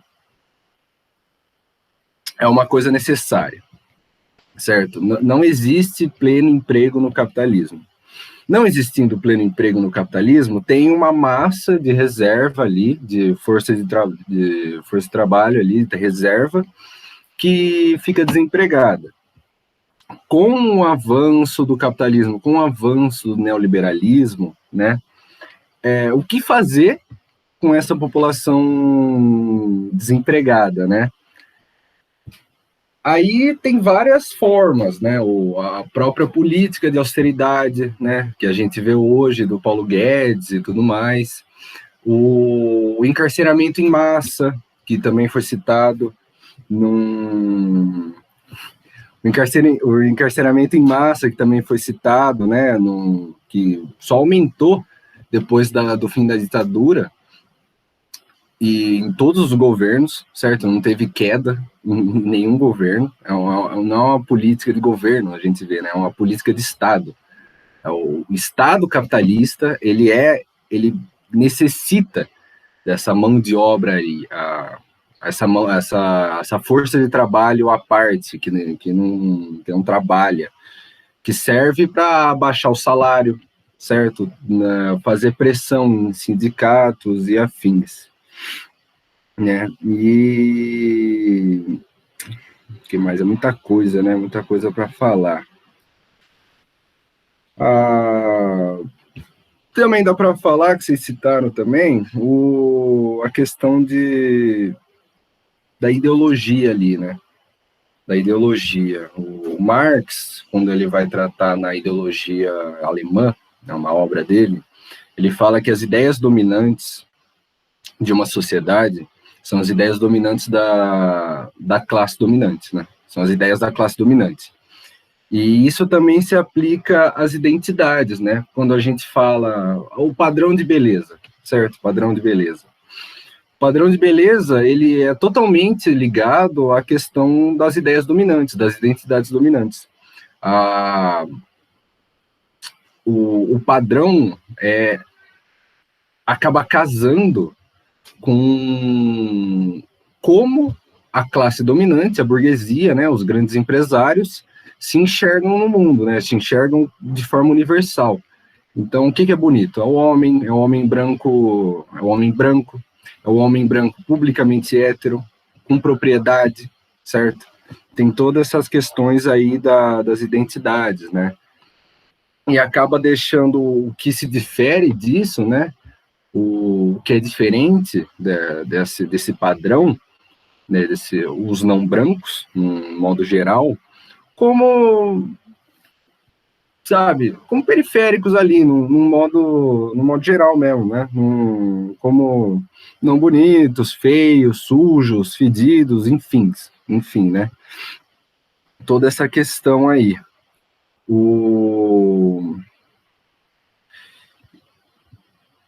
Então a gente vê que nada é bem imparcial, né? Quando a gente vê na TV, mas isso daí é uma decisão técnica, piriri pororó. Toda decisão é ideológica, toda decisão é política, né? O que a gente vê como natural, como técnico, né? Técnico é a palavra do momento para tudo, atualmente, né? Quando a gente vê essas palavras assim, não é nada mais do que uma decisão ideológica, certo? Uma decisão ideológica de quem já está no poder, que coloca essa decisão ideológica como natural e técnico, mas não é, certo? A austeridade, ela afeta a população negra, querendo ou não, certo? A guerra às drogas, ela afeta a população negra, certo? São todos modos de se tratar uma população que foi racializada, né, no capitalismo, porque antes, como o Vitor falou, não existia essa divisão racial entre os seres humanos. Isso é fruto do capitalismo. E passando também aqui, né, na atualidade, a gente tem a questão do Covid, né? Pô, 100 e tantos mil mortos, 120 já tá por aí, 130, não sei os dados, porque são, né, atualizam. Quase 133 por aí. 100 quanto? 132, 133. 133 mil mortos, certo? Como que isso não choca? Como que isso não desperta um sentimento de ódio, de rebelião numa sociedade? A gente está acostumado, certo? A gente está acostumado a ver criança negra baleada. A gente está acostumado a ver pessoas negras passando fome na rua, pessoas sem casa. A gente está acostumado com o caos, com a morte, certo? Isso daí também entra na questão da necropolítica, porque sempre foi assim no Brasil, sempre foi um domínio total sobre a vida dos indivíduos, né? Então, é complicado, né? É no mínimo complicado. Eu acho que, além disso, né, uma coisa também que foi falada foi a questão do neoliberalismo, né? A última coisa, juro. Depois do próprio nazifascismo, né? Eu acho que o nazifascismo foi uma experiência que parece que foi única no mundo, certo? Que mudou totalmente a lógica, e vem a questão do bem-estar, do estado de bem-estar social, e piriri pororó, a gente precisa cuidar da nossa população, o Estado precisa cuidar da população, mas a gente esquece, né, isso daí eu queria comentar também, a gente esquece que a imposição ao mundo capitalista de um Estado melhor foi uma pressão do movimento comunista, certo? Deixando isso claro, o nazifascismo, essa aberração, ela não deixa de ser só o que os estados capitalistas europeus sempre fizeram na Europa, sempre fizeram em Ásia e em África, certo? Só que no momento que Hitler, né, Mussolini, colocam esse Estado com total domínio, né, sobre as raças, total domínio sobre a vida, a sociedade europeia se choca com isso, certo? Então, a gente esquece que um pouco antes, né, Inglaterra, França, Alemanha, Bélgica, todos estavam participando da partilha da África, do neocolonialismo, do colonialismo, né? Então, o nazifascismo não foi nada além do que o neocolonialismo na própria Europa, e por isso choca, né? Acho que eu falei de muita coisa, fui e voltei, né, nos conceitos históricos, falei um pouco da atualidade. Acho que qualquer coisa eu me inscrevo de novo. Encerro. Ô, Vitor, muito obrigado, viu, Matheus, pela contribuição. A gente gostou de ter duas pessoas aí participando para ajudar a gente. Então, e uma coisa que eu queria apontar, né? Um reflexo do racismo estrutural da nossa sociedade é que são dois professores brancos que estão dando aula sobre racismo. Não porque o Near é racista, ou porque eu e o Vitor somos racistas, mas porque a sociedade em si, a economia, o contexto histórico atual, faz com que o maior número de pessoas brancas se insiram na universidade e, consequentemente, tenham um maior número ou uma maior proporção de professores brancos dentre os professores. Então, o fato de haver menos professores negros é resultado da falta de oportunidades e da falta de estrutura que essa população negra deixa de receber para se desenvolver no ensino superior, no mestrado, no doutorado, ou até mesmo no ensino médio. Então, é reflexo do racismo estrutural dois brancos estarem discutindo sobre racismo numa sala de aula, quando, na verdade, as pessoas, os professores de sociologia, não necessariamente precisam ser todos negros, mas deveriam haver muito mais professores negros de sociologia para que eles possam falar com muito mais propriedade sobre o racismo. Eu vou deixar o Marcos falar, depois eu queria que você achasse o slide sobre a estrutura da segurança pública, o orçamento, só para discutir um pouquinho sobre isso. Tá, vou passando eles aqui, vou encontrar. Boa tarde, gente. Gostaria de saber se todos me ouvem normalmente, tudo tranquilo. Perfeito, então vou dar continuidade aqui. Eu tinha várias coisas para falar, mas então eu vou enganchar direto na fala do meu querido Jacan, dizendo que eu discordo de você, Jacan. Eu acho que é isso mesmo. Eu acho que tem que ter dois professores brancos falando de racismo.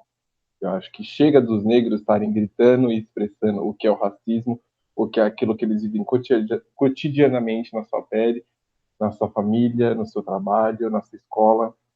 Eu acho que tem que ter dois professores brancos falando de racismo, porque quem criou o racismo foram os brancos. Isso é uma discussão que eu tenho com o meu orientador, o professor Dagoberto, vocês conhecem, e é uma crítica que ele mesmo levanta, acho que hoje em dia é um dos pilares do movimento negro, se é que se pode dizer assim, ou dos negros em movimento, que seria a Djamila Ribeiro, que seria a questão do lugar de fala. E os brancos têm que ter lugar de fala dentro do racismo, porque é uma coisa que eles criaram. Eu tenho inúmeros amigos também que falam que, tipo, chega dos pretos estarem debatendo isso, sabe? Chega de ser um grito de socorro. Tem que ser uma coisa que tem que sim partir de uma realidade branca, de entender o que eles estão afetando na vida do outro, sabe? E eu sou um cara que eu sou muito apaixonado principalmente em mídias.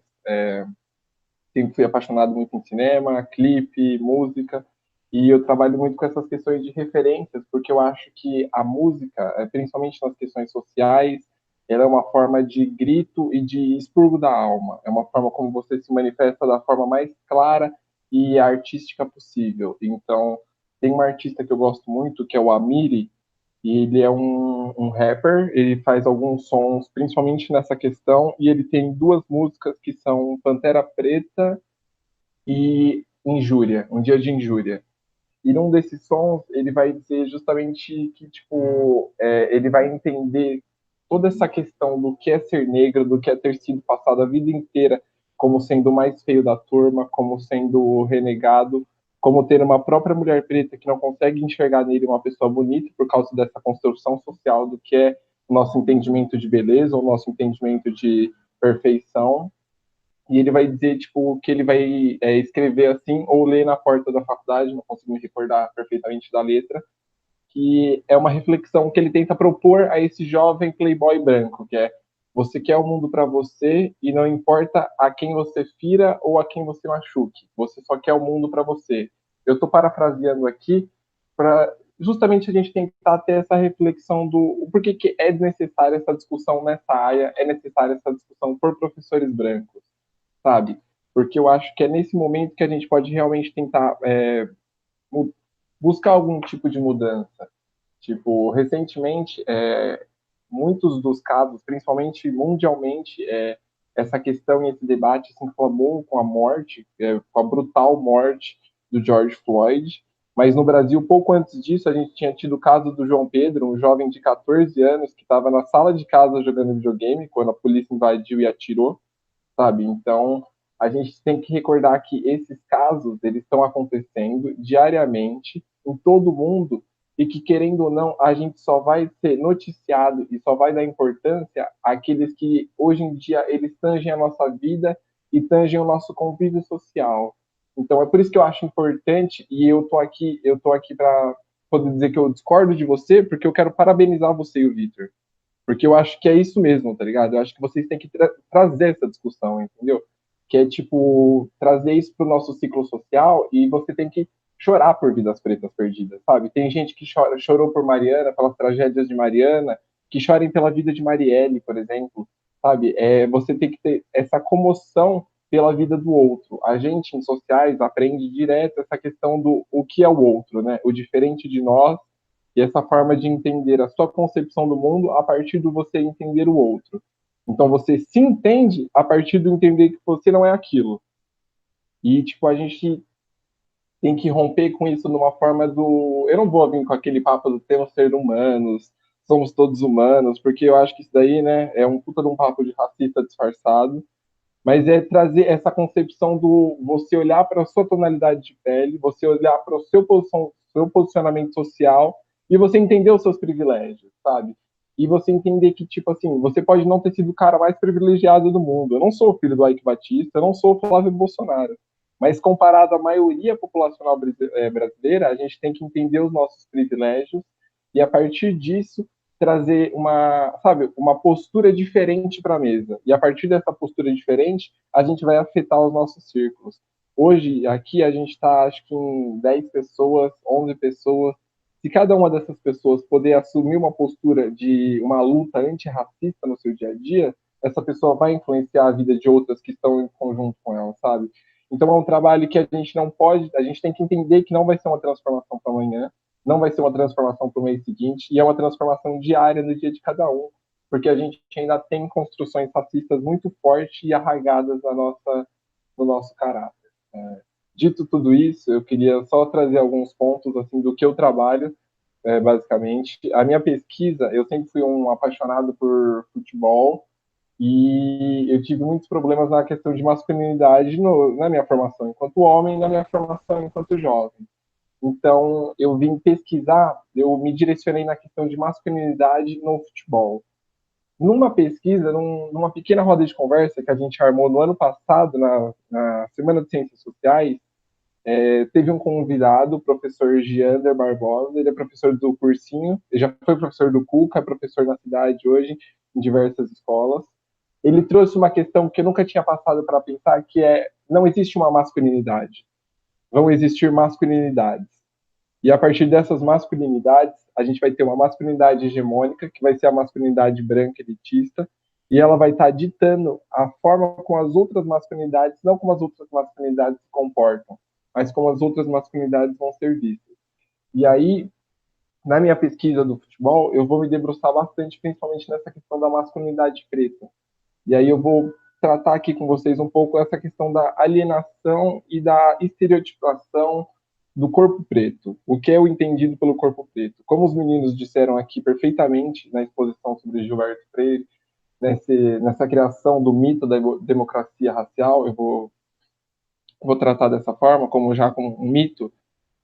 Esse entendimento do corpo negro é um entendimento do corpo visado para o trabalho, é um corpo instrumental, é um corpo de ferramenta, não é um corpo que está aqui para poder ter a sua vivência plena, não é um corpo, por exemplo, que pode ter um entendimento do que seria o lazer. Na maioria das vezes, por exemplo, a gente ainda vê que é um corpo destinado ao trabalho, é um corpo destinado ao sofrimento. Então, no futebol, principalmente, vai ser um corpo que ele vai ser entendido enquanto um corpo de um animal, como é que eu posso dizer? Eu vou trazer aqui para o hipismo ou para as corridas de jockey clube. O corpo negro ele vai ser visto, tratado como se fosse um corpo de um cavalo, o corpo de um animal.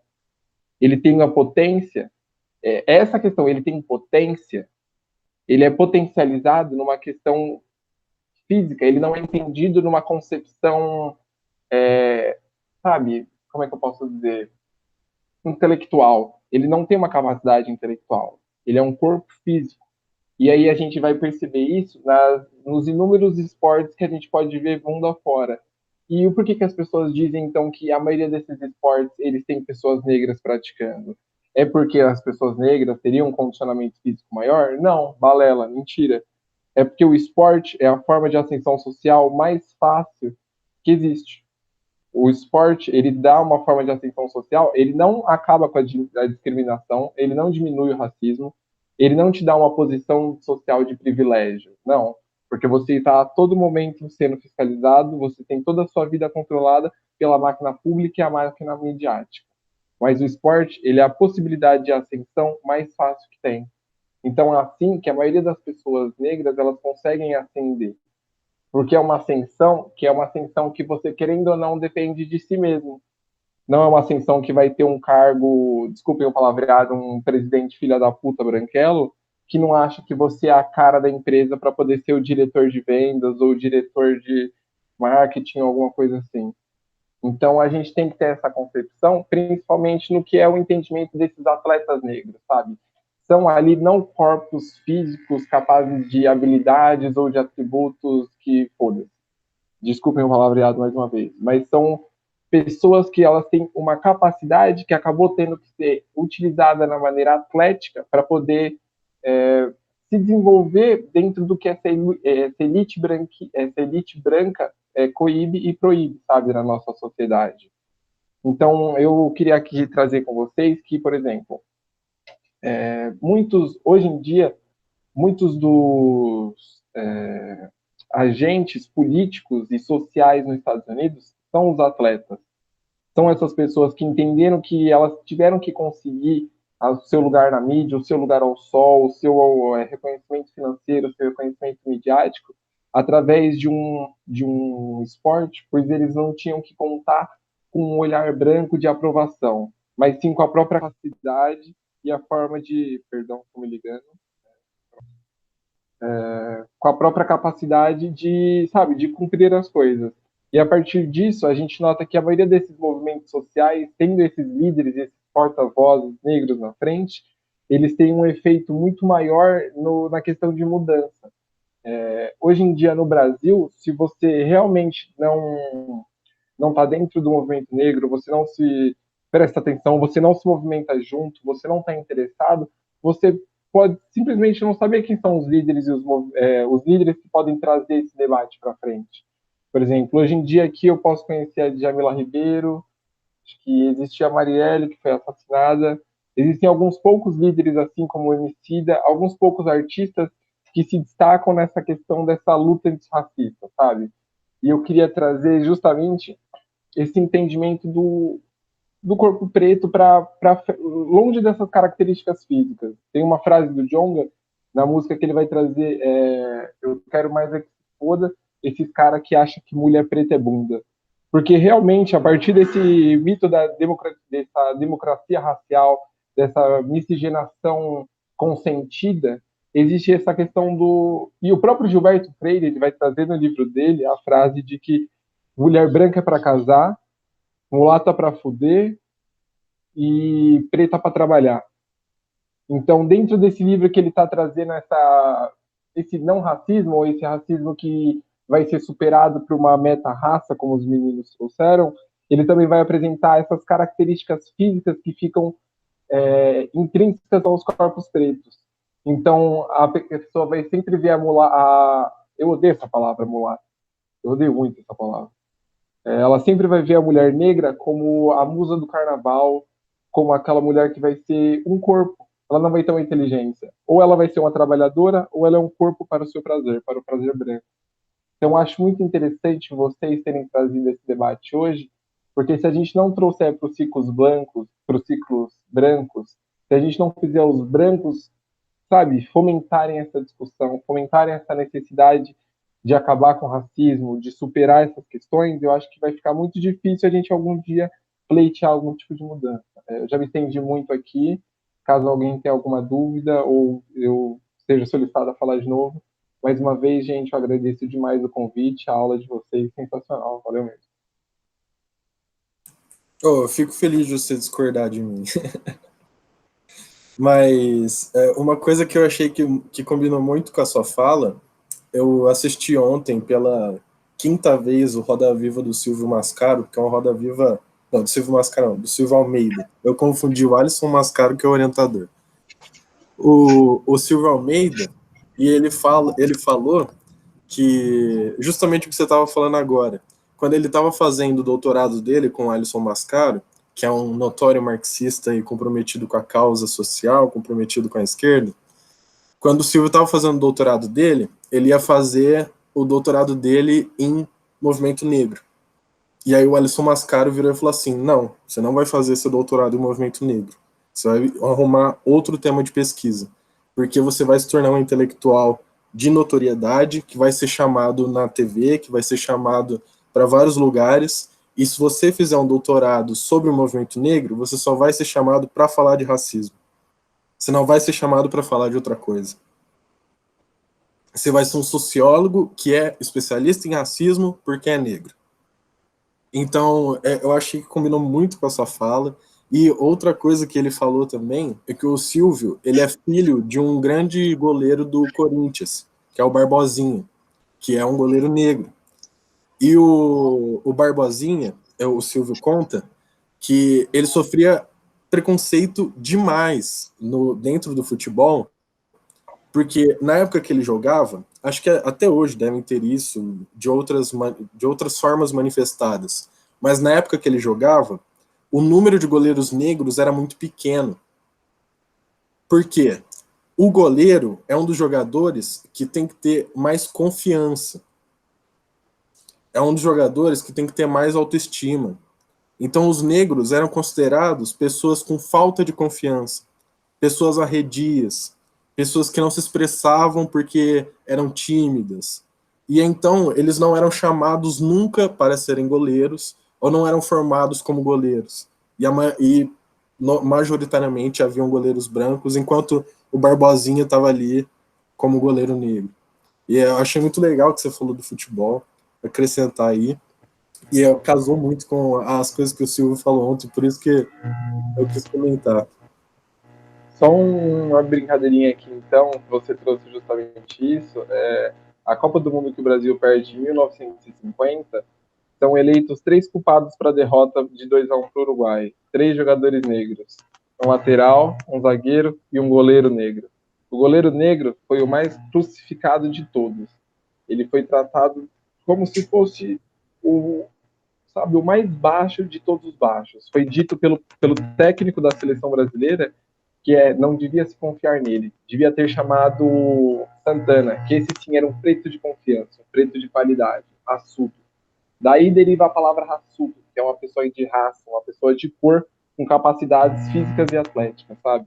Então é muito interessante saber que esses episódios na história nacional, eles vão formando características e racismos que vão se perpetuar por todo mundo se a gente não parar, pensar e falar de onde vem, por que eu repito e qual a necessidade de repetir, entende? É muito interessante isso. Tudo a ver com o que você estava falando sobre o corpo do negro ser voltado ao trabalho, né? É o trabalho de tração, é o trabalho de fazer o gol, né? É o trabalho de pontuar, não é o trabalho da confiança, da espera, do momento, né? Que seria o trabalho do gol. É a mesma coisa para as mulheres negras, é o trabalho reprodutivo, o trabalho sexual, o trabalho de expor o corpo, tem que estar sempre malhando, um trabalho corporal, nunca um trabalho intelectual, sempre a hierarquização dos trabalhos. Então, isso é mais uma vez o racismo estrutural aí tomando posse das instituições, né? O futebol também é uma instituição cultural. Obviamente vai ter racismo premiando a música, o carnaval, que é uma instituição social, da mesma forma. Então, o racismo aí presente de forma das mais veladas, das mais expostas em todas as instituições. Tá mutado seu microfone aí, Jacan. Eu queria só falar, discutir um pouquinho sobre a segurança pública, principalmente porque é meu tema de pesquisa, e aí a gente já vai encaminhando para o encerramento. Se algum aluno tiver alguma pergunta, quiser acrescentar alguma coisa, quiser falar sobre os nossos convidados notórios aqui, excelentes, que contribuíram com a aula, podem falar aí, gente. A gente ainda tem 20 minutos de discussão. Vocês não interagiram muito, mas se vocês tiverem alguma pergunta, fiquem à vontade.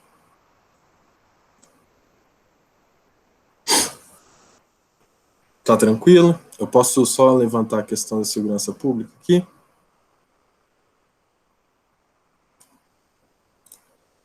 Eu vou seguir então, tá?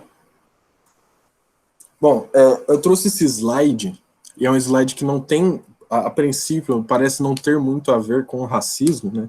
Porque é um slide sobre o orçamento da segurança pública no Brasil. Só que eu acho que esse slide ele é muito legal para a gente entender um pouco a lógica da segurança pública e como o racismo estrutural se estrutura na segurança pública. E por que o racismo estrutural? Bom, para começar, gente, a segurança pública ela é dividida em 3 entes federativos. A cidade, o município, no caso, o prefeito, o Estado e a União, que é o presidente.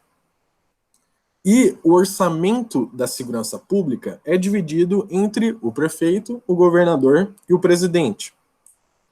A parte roxa clara, que é esse pontinho pequeno em cima, que corresponde a 5%, 6% do orçamento, vai para o prefeito, vai para o município, e aí esse dinheiro é direcionado para investigação, burocracia, detetives, guarda municipal, polícia civil.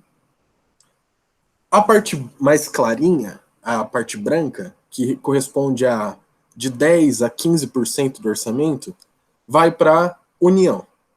E essa parte ela é responsável pela inteligência da segurança pública, que é como se fosse o FBI do Brasil, a CIA do Brasil.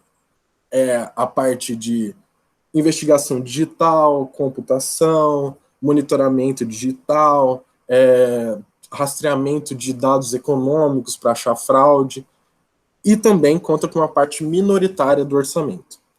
E essa grande barra roxa escura, que conta com quase todo o orçamento da segurança pública no Brasil, é a parte do orçamento que é direcionada aos governadores, aos estados. Os governadores, eles são responsáveis pela parte repressiva da segurança pública. O governador ele é responsável pela polícia militar.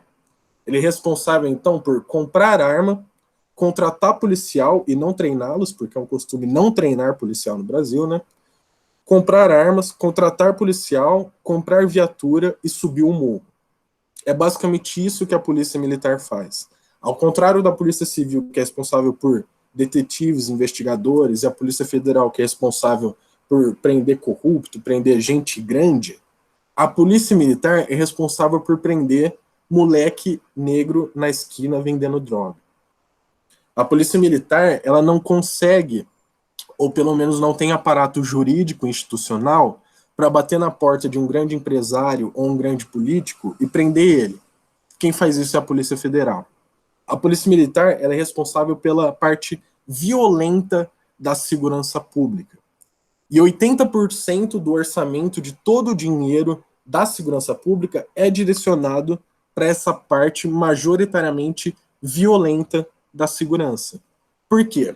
Se eu direciono a maior parte do dinheiro para a federação e para a parte de inteligência, eu vou deixar de prender a molecada que está na esquina vendendo droga, vou deixar de subir o morro atirando em negro, e eu vou passar a prender grande empresário que financia o tráfico, eu vou passar a prender políticos que financiam o tráfico, eu vou passar a prender pessoas da elite e que não podem estar presas de jeito nenhum, porque eu estou investindo na parte inteligente, eu estou indo atrás dos cabeças da estrutura do crime organizado, e não na base do crime organizado.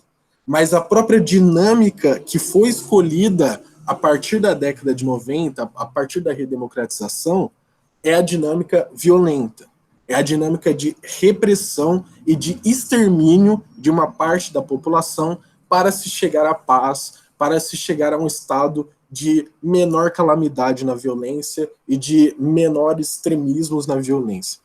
Por isso que a segurança pública e a polícia é estruturalmente racista.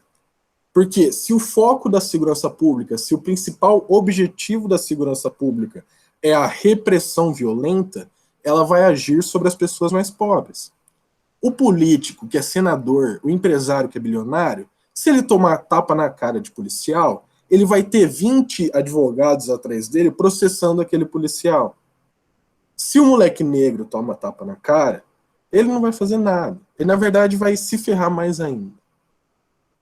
Então, é muito mais fácil você manter uma política de segurança que foca a repressão, pelo menos na estrutura capitalista, no estado que a gente está, é muito mais fácil você fazer isso, do que você focar a política de segurança na inteligência, nos cabeças do crime organizado. E isso fez com que, a partir da década de 90, explodisse a população carcerária. Explodisse completamente, no sentido de a gente expandiu mais de 10.000% as vagas e expandiu mais de 15.000% o número de pessoas encarceradas desde a década de 90, desde o fim da ditadura. Então, a segurança pública no Brasil, ela é racista porque ela intencionalmente prende mais negros do que brancos, e essa intencionalidade vem a partir do principal objetivo dela, de como ela é estruturada, de como ela é pensada. A gente vai pensar numa segurança pública violenta, repressiva, com foco na polícia militar, ao invés de uma segurança pública, uma polícia comunitária, com foco na inteligência, que desestruture o crime organizado de cima e não de baixo. Mas o foco é estar embaixo, prendendo molecada da periferia, que está na esquina vendendo droga, e no outro dia vai ter outro moleque pobre sem oportunidade que vai assumir esse lugar, que vai assumir essa vaga, que vai continuar mantendo o tráfico, a biqueira, vai continuar negociando. E aquele moleque que foi preso no dia anterior, ele vai agora integrar uma facção criminosa para que ele consiga sobreviver dentro da cadeia. A falta de orçamento no sistema penitenciário e a falta de estrutura dentro do sistema penitenciário faz com que os bandidos tenham que necessariamente recorrer às facções para sobreviver lá dentro. Se o cara precisa de um sabonete, se ele precisa de um remédio, se ele precisa, sei lá, tomar uma cerveja porque ele está há 5 anos sem tomar cerveja, ele não vai pedir isso para os agentes penitenciários, ele não vai pedir isso para o carcereiro. Porque o carcereiro vai falar, filho, não tem dinheiro nem para contratar, quanto mais para te dar sabonete. Não tem dinheiro nem para fazer nada, quanto mais para te dar remédio. E se matou alguém, se estava vendendo droga, você merece esse sofrimento. Então, a falta de estrutura e de financiamento de recursos do sistema penitenciário fez com que as pessoas, para sobreviver lá dentro, recorram muitas vezes à facção. A partir do momento que ela recorre à facção, ela contrai dívidas e favores com a facção. E dali você não sai mais. A partir do momento que o negro é inserido numa facção, a expectativa de vida dele diminui de 40 a 50 anos. Então, é algo extremamente problemático. E outra questão, aí eu coloquei até a tabela, mas eu não sei se vai ter agora, mas não é muito necessário também. A gente mata, desde 2008, um número maior do que o segundo colocado, um número maior de negros, não é nem de pessoas brancas, estou desconsiderando os brancos. Só os negros, que a gente mata no Brasil todo ano, já é o recorde, já é o primeiro lugar no mundo. Se a gente coloca as pessoas brancas, fica mais discrepante ainda. É que a maioria das pessoas que a gente mata, homicídio, assassinato, não estou dizendo as mortes indiretas por falta de investimento em saúde, educação, saneamento e transporte, aí a gente não tem nem como mensurar.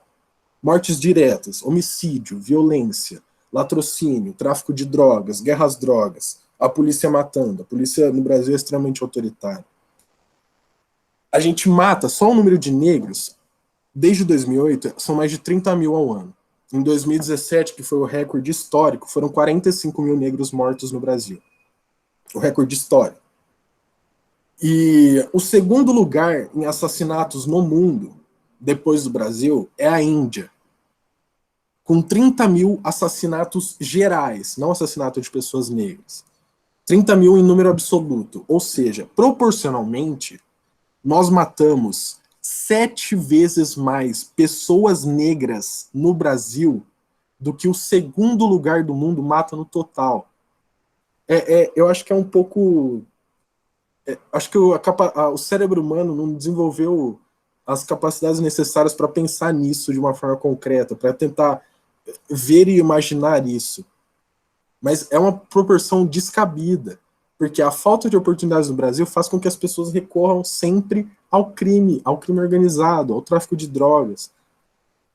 O crime organizado no Brasil movimenta uma parcela gigante da população economicamente ativa e uma grande porcentagem da economia circulante em si.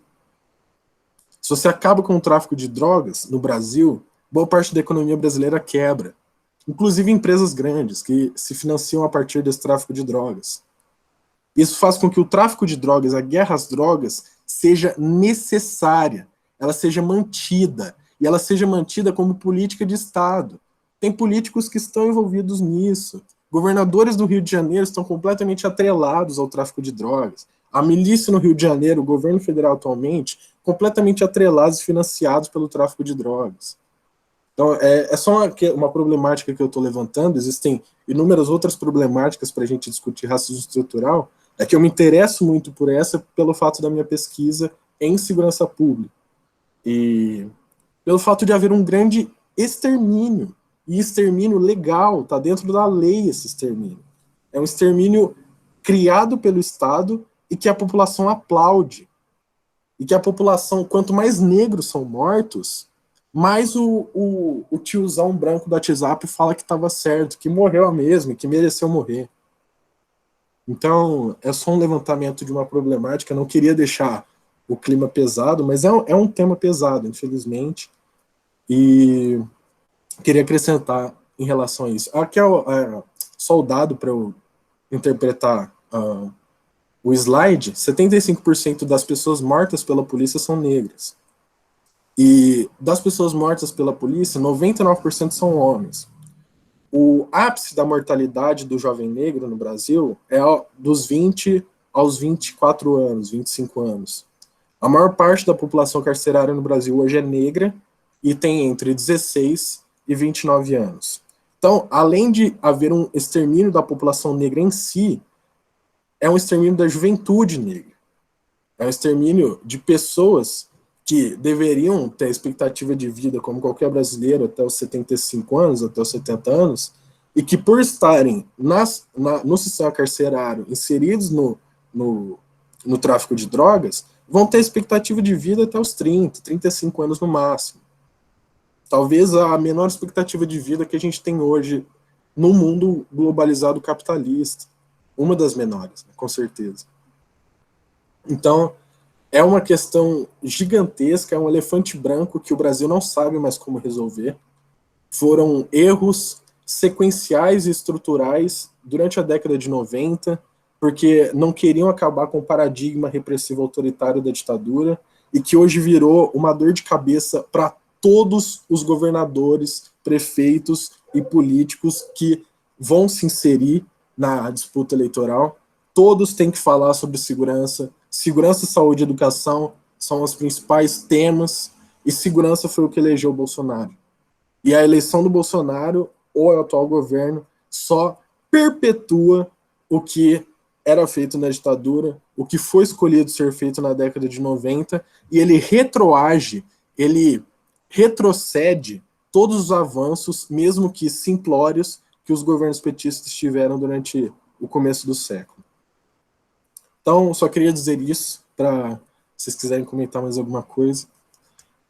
E é um assunto que eu gosto bastante de discutir. Bom, é isso, né? A gente agora está caminhando aqui para o final da nossa aula. Tem mais 5 minutos finais. Acho que se nossos convidados quiserem acrescentar alguma coisa, podem acrescentar. Se não, acho que a gente pode ir ficando por aqui. Quem quiser perguntar, fazer algum comentário, se quiser levantar, sabe? Vamos falar um pouco sobre isso. Lembrei de um acontecimento aqui que acontecer, quer falar alguma coisa? Abre o microfone aí e fala com a gente. Se não, muito obrigado aí pela presença de todos. Muito bacana sempre ter aqui essa aula com vocês. E é isso.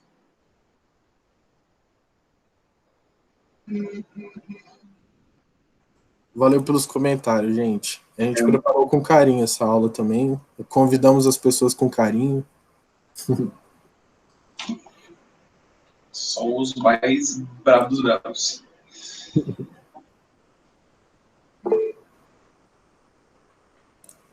Eu vou deixar essa aula gravada, porque parece que o pessoal do cursinho que está em parceria com a gente, que assiste a aula também, eles não puderam assistir a aula hoje porque eles tinham uma aula no mesmo horário, se não me engano. Não sei exatamente qual foi a problemática. E então eu gravei toda a aula, vou postar no meu canal no YouTube. Aí quem quiser reassistir a aula, pode ir lá. No Google Classroom, na nossa matéria, a gente vai jogando aí pro pessoal. Com certeza. Eu adorei a aula, gente, adorei a discussão. Queria só que tivessem comparecidos mais alunos, né? Pra gente melhorar essa discussão. Mas sábado à tarde é um horário um pouco complexo. Só os guerreiros do EAD. Só os guerreiros do EAD.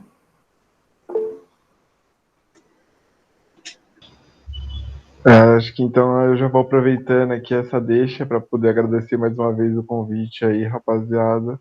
Agradecer aí uma... Acho que você travou, Chavoso. Aproveitou. É AD, né? Famoso.